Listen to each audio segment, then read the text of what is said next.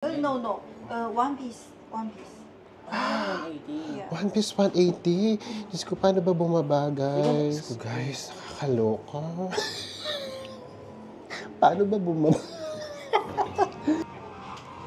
Naku, 180. Naku, 1-2. Bes, tara labas, bes. Labas, 1-2. Gano'n? 1-2. Halika na. Naka na. 1-2, guys.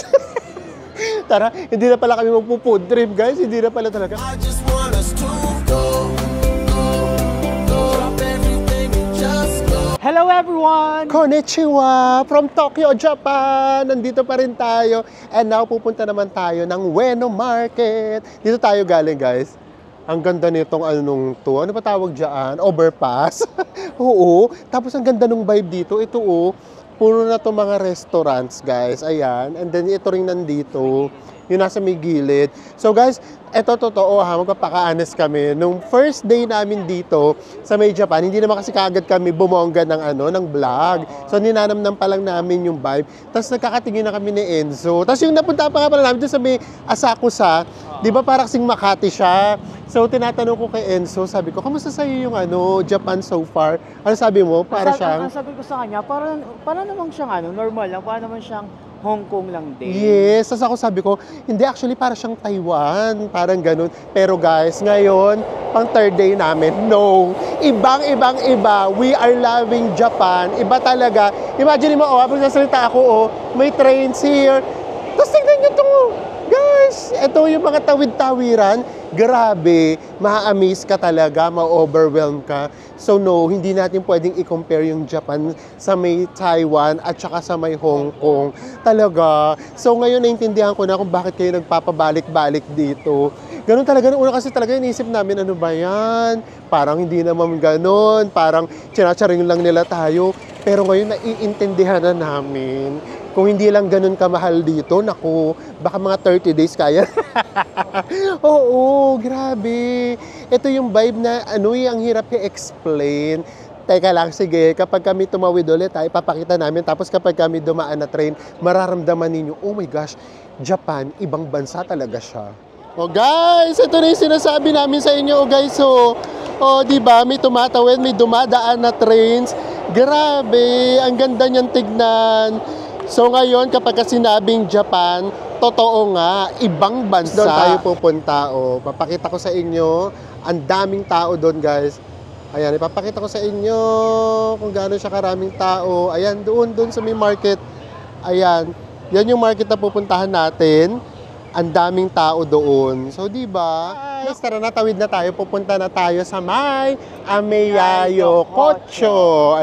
Ito yung open air market na malapit lang dito, or actually, ito lang mismo, nasa may Yuno Station lang siya. Kaya binabasa namin, guys, kasi ang hirap banggitin. Again, Ameyayo Kocho. And then, ito for sure, napanood nyo na to sa maraming vloggers, yung parang camera store. So, for sure, baka mga puro cameras yung nandyan. So, tignan natin kung makakadaan pa tayo dyan. Pero, kung hindi na okay lang, mas gusto namin dito sa may market. Guys, ayun yung mga paninda. Diyos ko, yung ubas, 1,000. Ito pa, ito, medyo mura-mura, 200. Mansanas. Yun, 1 to yun. Ay, 1 to pala. Sorry naman. And then ito, mansanas, 400. Grabe, laki ng mansanas nila. Ito, mas mura dito, 1,000. Ayan. So, ayun yung mga paninda. Ay, may dilis, guys. 500 dilis. Guys, ayan puro kainan na dito. Ayan, yung mga traditional na Japanese food. Dito kayo makakakain. Ganda. Ang ganda yung tingnan. Ay, pang nightlife, guys. May umiinom ng beers. Pwedeng-pwede din. Ito, malapit-lapit to sa may Vietnam. Yung ganitong, ito mga ganitong tanawin. Tanawin talaga, ayan. Yung nasa loob ng street. Ayan, di ba? Kaya malapit-lapit yan sa Vietnam. Hanggang doon sa may dulo, di ba? Ganda. Para siyang old quarters sa may Vietnam, sa Hanoi. Yes, may mga tinda na rin dito mga damit, Katulad nito, naka 30% off. Pero, 9,800. Ayan o, 30% off. Thank you. Ano, Bes? Makakapag-food trip ba tayo dito sa Japan? Parang hindi nga yata. Walang bukang bibig. Mahal. Mahal. O, pero grabe yung vibe niya talaga. Oo, nakaka-inlove yung vibe niya. So far, kamusta yung Japan sa'yo? Ano? Ano? Very iconic. Pak, ganun. Yeah. So, alam niyo ni hashtag natin ngayon, ha? Iconic, pak, ganun. Sinabi niya kanina yun eh. Oo. Ano? Grabe, di ba? Kasi ang hirap i-explain eh. Talagang dito, imagine niyo naman to, sabi nila parang Divisoria daw to ng Japan. Pero, iba pa rin, hindi ba? Hindi naman ganito sa Divisoria. Parang ang social naman ng Divisoria nila kung gano'n. Yung daming paninda, guys. Ang ganda talaga, guys, in fairness. Talagang lagi ko rin sasabi, ang ganda. Oo, kasi ayan, for sure, by this time, ayan, nakikita ninyo sa mga screen ninyo kung gaano siya kaganda. Ayan, di ba, guys? Simpleng palengke lang to, guys, ha? Oo. Kasi to, guys, yun pa nga pala, napakatyaga nilang maghintay sa pila. Ayan, ganyan. Ang tiyaga nila. Kasi ang tagal talaga ng waiting time sa mga food. Ay, ito, papakita namin sa inyo, guys, ang ganda. Oh, guys, look, kung gaano karaming tao to. Ang saya. Oh, ito, may mga nagiinuman na rito. Dito pala ang nightlife. Oh, diba? Ano nga tawag doon sa inihigop? Chakra ba yun? Chakra yata, hindi ko na rin alam. Ayan, guys, oh, ang ganda dito. Iba yung vibe. Ay, nako, we are loving Japan na talaga. Oh, diba? Napaka-iconic. Pak, Ganun. Grabe. Nakaka-overwhelm dito in a very nice way. Diba? Ito talaga, mafe-feel talaga natin na ay iba nga talaga sa Japan. Ayun, daming tao, guys. Grabe. Ang saya ng vibe. Ang maganda pa kasi rito, guys, na nakaka-add din nung ganda niya, yung talagang ilaw eh. Kasi tignan nyo, may mga ilaw talaga. Ayan, yan talaga yung nag-a-add nung ganda niya. Pasok na muna tayo sa mga kainan. So nga pala, hindi tayo rito makakapag-food trip na yung habang kumakain, naglalakad. Kasi nga, di ba, sa kanila, yun, rude. So, hindi ganun yung ma-experience natin. Kami parang ganun yung gustong-gusto namin. So, hanap tayo ng makakainan. Ito, puro na to food. Banana, first food. Oo, so dito tayo. Hanap tayo ng pwede nating makainan. Nagugutom na rin kami. Ito, puro na to food. Ayan, kung makikita ninyo, food and umiinom din sila. Grabe, dito pala ang nightlife. Ayan, parang ang sasarap ng mga pagkain. So, maghahanap na kaagad tayo ng makakainan natin. Kasi, gutom na rin kami. Ito, ang daming pagpipilian, guys. Oh, ayun yung menu nila. Lahat nandito sa my picture. Diba? Grabe. Ganda. Hi, hello po. Sige naman itong kainan. Para naka-quarantine. Oo, diba? May mga plastic, Ayan, diba? Parang naka-quarantine sila, guys. Nakikita nyo ba? May dumadaang train sa palengke. Again, it's iconic talaga. Grabe, Ganda dito. In fairness. Pasok tayo dito. Kasi ito, nakita namin, may mga chocolates here. Ay, ito, macadamia. Magkano to? 198. Magkano siya in peso? Ayun, na-compute na kaagad ni Enzo. 78 pesos. Tapos yung KitKat dito, 298. Magkano siya? 117. Mas mura nga dito yung mga chocolate sa Japan. Ayan, mas mura nga siya, guys. In all fairness. Bili tayo nito kasi favorite ko to Sa may Pilipinas, nasa 100 plus. Nagbabayad na sa Enzo. Pumila kami para sa may isang macadamia. So, saan ba talaga nakakabili ng mga murang pasalubong? Wala na kasi kami time mag-ikot-ikot pa. So, sa mga nakapunta na rito, based sa experience ninyo, saan ba talaga magandang mamili ng mga pasalubong? Kasi sabi, mas mura pa nga daw sa mga convenience store So, hindi namin alam. And alam niyo naman, hindi kami mahilig magpasalubong. Kaya usually, wala kaming ganong vlog. O, please, paki-comment down below para yung mga pupunta sa May Japan, alam na nila kung saan sila bibili ng mga pasalubong. Ay, nakikita nyo ba yung nakikita namin? Oh, GU at saka Uniqlo. Pero ayokong pumunta dyan, guys. Kasi ito kasi medyo kahit pa paano, afford pa natin. Baka mamaya, mapabili tayo. Ang laki niya, guys. Oh. Nakita niyo ba kung gaano siya kataas? Grabe. Guys, pumasok na sa Enzo. Akala niyo naman, bibili kami. So, pasok lang tayo. Grabe, ang laki niya. Tignan niyo naman dito, guys. So, napaka-organized din, oh. And napakalaki niyang, Uniqlo. Guys, natawag-tawag ako na Enzo. Tignan natin, baka naman makabili tayo. Kahit papaano. Para meron naman tayong souvenir from Japan. Ano, bes? Ito, mura lang to for sure yung mga t-shirts. Ito, mga t-shirts. Ala. Ayun yung t-shirts. Mahal pa rin.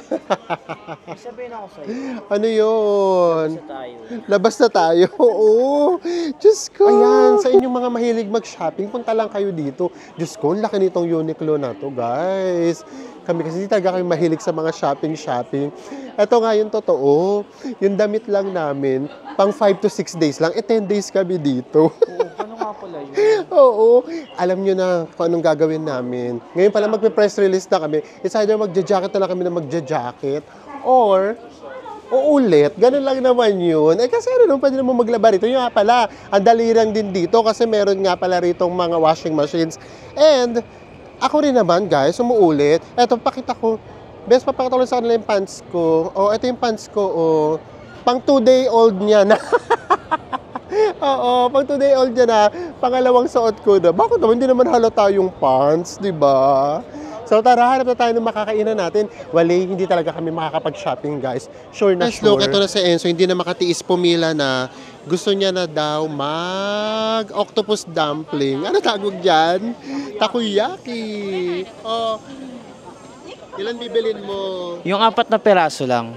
Magkano yung 4 na piraso? 300 yen. Para lang matikman. Oo, matikman natin kasi baka guys, iba yung lasa nito sa Pilipinas. Yung sa Pilipinas kasi gustong-gusto ko talaga. So itong sa Japan, try natin para if ever na hindi ko magustuhan, di ba? Hindi tayo masasayangan ng pera. At saka hindi kasi ko kumakain. Ay, oo.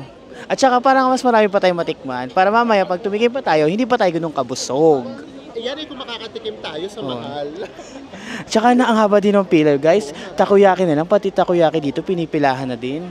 Sa Pilipinas, guys, nakakailang ka takoyaki? Minsan nakaka-10, minsan nakaka-12. Depende talaga kung gaano ko siya gusto. Dito, 4 lang. 4 lang kasi. Pero sa mga nakikita ko, malalaki naman. Oo, malaki naman yung size Lang niya. kasi, tipid. Oo, 4 lang kasi para tipid tayo. Ayan guys, ganyan piniprepare yung takoyaki. Actually, pareho rin din naman sa may Pilipinas. Pero syempre dito, authentic. Ano, diba? Ganyan din piniprepare at niluluto yung takoyaki sa atin. Bilis ni ate. Ito na yung takoyaki ni Enzo. 4 pieces, pero malalaki naman siya. Ayan, and then lalagyan niya na. Ano yan, bes? Sauce. And then, ang kaibahan, ito meron din ditong toppings. Akala ko kanina, garlic. Toppings. Oo. So, meron din siyang toppings. Ayan. So, ang kaibahan dito, kayo mismo yung maglalagay ng sauce. Kasi di ba sa atin, sila na mismo yung maglalagay. So, dito tayo, ayan mayo. Mayo ba yan? Parang mayo. Kasi di ba sa Pilipinas, diba mayo na Oo. So, ayan siya. Tanggalin natin to para makita nyo siya. O, di ba? Guys, titikman na ni Enzo. Ako talaga hindi. Hindi talaga ako titikim. Yung sauce niya muna, guys. Yung sauce niya. Kamusta? Okay, balasa niya kasi sa Pilipinas. What do you mean iba? Para matikman na, maano namin. Siguro, ito siguro talaga yung pinakalasa. Medyo maalat na maasim yung sauce. Sa Pilipinas kasi, di ba, lalo yung takoyaki yung tag-10 pesos. Baka kasi yun inaayon din sa may panlasa ng mga Pinoy. Yun yung sasabihin ko sana. Siguro yung takoyaki sa Pilipinas, inaayon siguro sa panlasa ng mga Pinoy. Kasi tayo mga Pilipino, di ba? Mahilig tayo sa matamis. Ang dami sinasabi ni Enzo, gusto nila malaman yung tikim. Na-imbiar na daw ako. Ayan, kamusta? Ang init daw! Oh, ano? Anong lasa? Umiiyak na yata. Ano ba? After mga 3 minutes, hindi makagit over sa'yo. So, pati yung mata mo, mukhang naiyak siya sa init. So, kamusta na yung lasa? Hinihintay namin. Yung pinaka-takoyaki niya guys, same naman sa lasa sa Pilipinas. Yung sa sauce nga lang talaga na iba. So, masarap ba siya talaga? Masarap naman oh. Oh, ayun. Malamang maiyak ka na naman. Konti-konti lang. Guys, ayan, habang kumakain si Enzo, hindi naman ako naiinggit kasi hindi nga ako kumakain yan. So ako, binuksan ko na tong aming macadamia. Ako ito lang. Pangtawid gutom muna. And then mamaya, kain pa tayo. Guys, moment ko na. Ako naman yung kakain, hindi ko na pa kakainin si Enzo. Charot. So ito naman, nandito naman tayo. Actually guys, ito yung ano namin sa inyo. Sabihin namin ulit sa inyo. Sa tagal namin kumakain, hindi na namin ma-differentiate nga yung Korean, yung Chinese food, at saka yung Japanese food. Basta kain lang kami ng kain. Basta masarap. Basta masarap yun na yun. Ito kasi nakita namin may pork dumpling, tapos may gyoza. So sabi ko kay Enzo, parang hindi tayo mapahiya. Search mo nga kung saan siya originated. So sa basa niya naman, pareho naman, meron daw sa may China, and then meron din daw sa Japan. So titikman natin yan. And then ito talaga, gusto ko yakisoba. So tignan natin, kung hindi kami mabubusog dito, mag-yakisoba din tayo para matikman natin. Pareho, magkaibang store kasi siya. So tara, let's akyat na tayo. Guys, nandito na tayo. Thank you. Okay. So order na tayo. Can we choose first? And then we call. We'll choose first. Oh, sige na. Harap na tayo kaagad. Thailand? Ano, Philippines. Yes. So, gusto sana namin sabihin na wag muna niya kami hintayin para makapag-order muna tayo, makapili. Hintayin niya na kami. Do you have dumplings? Dumpling. Yes, dumplings. Dumpling. Shrimp gyoza. Fried shrimp. Yeah. How much is this one? Okay. Sorry. Ang hirap, guys. Doon sa ibaba may English. Ay, yeah. Okay. How many? One piece. One piece? Yeah. This one? Yeah. One. No. One piece. One piece. 180. Yeah. One piece, 180. Diyos ko, paano ba bumaba, guys? What? Oo. Okay. Paano bumaba? Dapat hagdanan. Oo, paano ba tayo bababa, guys? Kasi dito sa may picture, 3 nakalagay. Yung pala, 1 peraso. Paano ba natin gagamitin yung hagdanan? Ayan. So, tikim na lang din tayo. Nandito na tayo eh. Can we have just one? We just show to the video. Just one. One. Okay. Guys, paano ba bumaba? And then what? Porridge. Ano? What's this? What's this? Here. So dumpling. Oh, can we just taste just one? One is okay? Okay. Yes, just one. We just taste. Okay. One piece. Yes, one piece. Thank you. So guys, nakakaloka.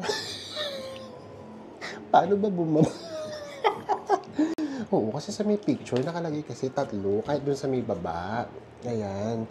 So, akala namin, 3 piraso, 180. So, hindi pala. Per piece pala siya. So, syempre, hindi naman namin nga alam. Pero, di ba kasi magbe-base tayo sa picture? Kasi hindi nga natin naintindihan. Mamaya, balikan natin yung sa may ibaba, sa may picture. Diyos ko, naloka ako. Kaya pala, hindi na umalis si ate. Gusto mo order na kami. Di ngayon, nagulat siya. Tigi-tigi siya lang order namin. Tapos hindi ko alam kung paano ko explain na for the vlog lang. Diyos ko, nakakaloka. So guys, ito na nga ang eksena. I-take out na lang namin. Kasi, dumadami na yung tao dun sa may itaas. Nakakahiya. Imagine niyo, in-order namin, tigi 1 piraso. So, take out na lang namin. And then, gusto naman kasi naming mag-yakisoba.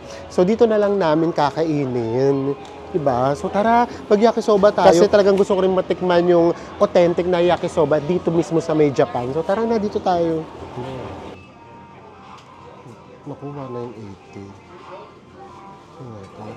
Nakuha, 1, 2, best. Tara, labas, best. Labas, 1, 2. One, two. Ano ka na? Nakami. 1, 2, guys. Tara, hindi na pala kami magpo-food trip, guys. Hindi na pala talaga. Grabe, guys. Pang third day pa lang namin. Baka naman maubos agad yung budget namin. Busog ka. Busog ako. Nabusog na ako sa chocolate. Naku, hindi pala. Sumakit ulo ko. Diyos ko. Guys, ang totoo, for 3 days, ang kinakainan lang talaga namin, yung Yoshinoya. Kasi Yoshinoya, minsan kinakain lang namin, 600, 700, 900 na yung pinakamahal. Pero grabe, busog na busog talaga kami. Yung ganyan, Diyos ko, hindi na nga kami mabubusog sa ganyan. Tapos ang mahal pa. Diyos ko, guys. Sumakit yata ulo ko. Parang kailangan ko yata ngayon medical. So guys, eto na ang sagot. Bumalik kami sa accommodation namin, malapit. Eto na lang, maghahanap na tayo ng sale. Kapag ka ganito pala, nung una, akala namin 100 na lang siya. Tapos nung tinanong namin, hindi pala, less 100 lang siya. So from 554, magiging 454 na lang siya. Ganitong oras, pa-sale na yan. Kasi nga, gabi na. Ayan, oh, ito din, oh, less 100. Ito, ano to? Pork. Ito, mura. 591. Ayan. So, ito din, oh. Mga sale na yan, guys. Sale. Pili lang tayo para makakain na tayo. Guys, para ba makatipid kayo, ganito ba binibili ninyo? Ito, halimbawa, 100. Tapos, bibili kayo ng rice. Wait, puntahan ko yung rice. Tapos, ganito, bibili kayo ng rice, which is 199. Ito, may 184.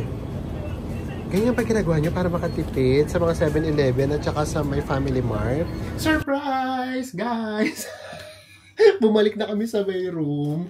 Kasi nga, grabe, mamahal talaga ng pagkain. So, ito yung binili namin doon, no.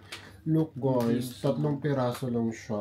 Kami mahal niyan. Mahal. Pumapatak siya na magkano, bes? 516 binayaran. Nagtatakbo ko palabas. Buti pa doon, nakatakbo ko palabas. Kasi 1,100. 1,200 yun. Hindi ko na nagtatakbo na kaagad ako, guys.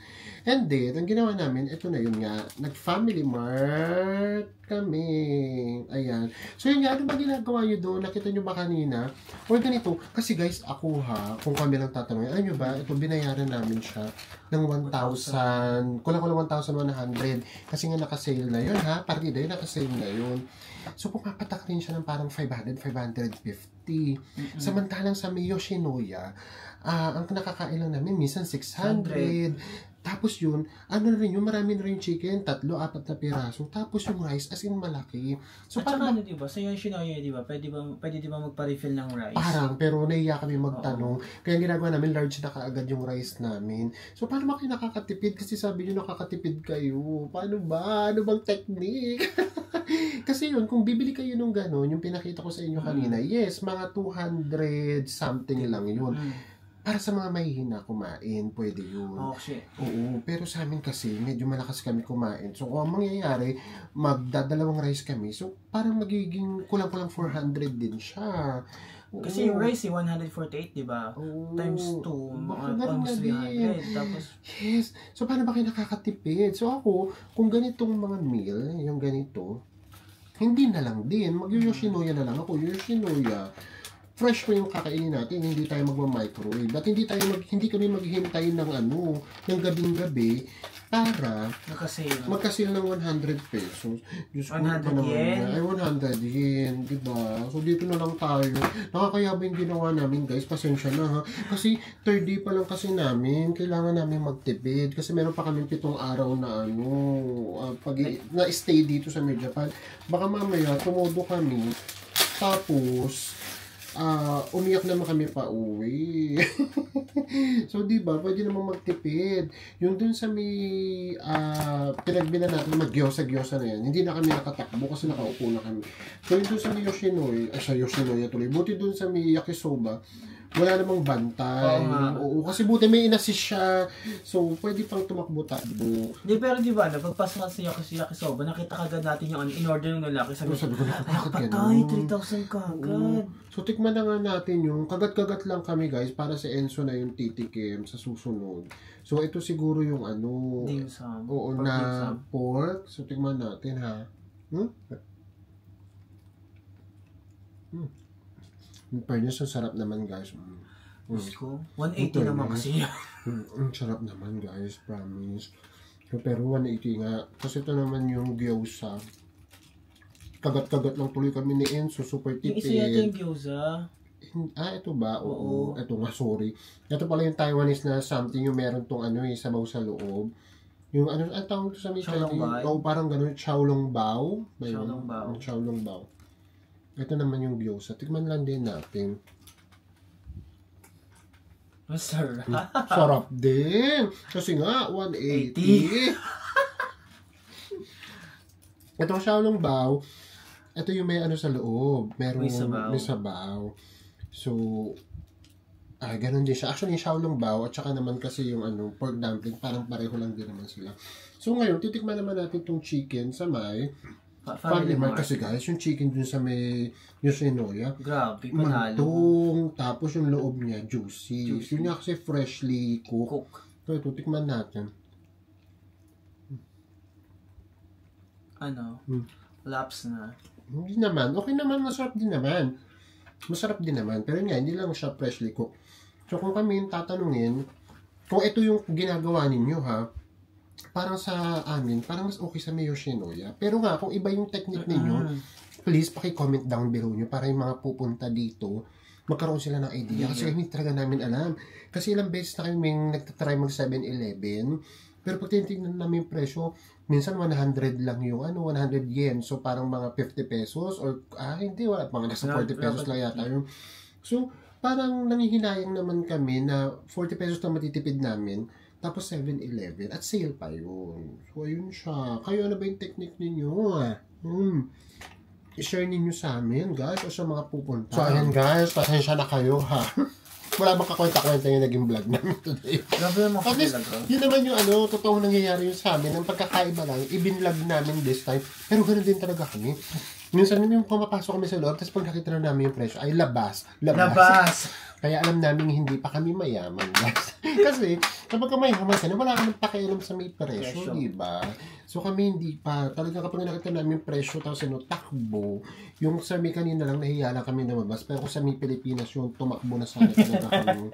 So ayan. So sana po, nag-enjoy kayo or sana po, naintindihan nyo yung mga pinaggagawa namin. Nakarelate ba kayo? Kung nakarelate kayo, please comment down below para alam din namin na may iba pa nang gumagawa nun. Normal pala yun, hindi lang pala kami.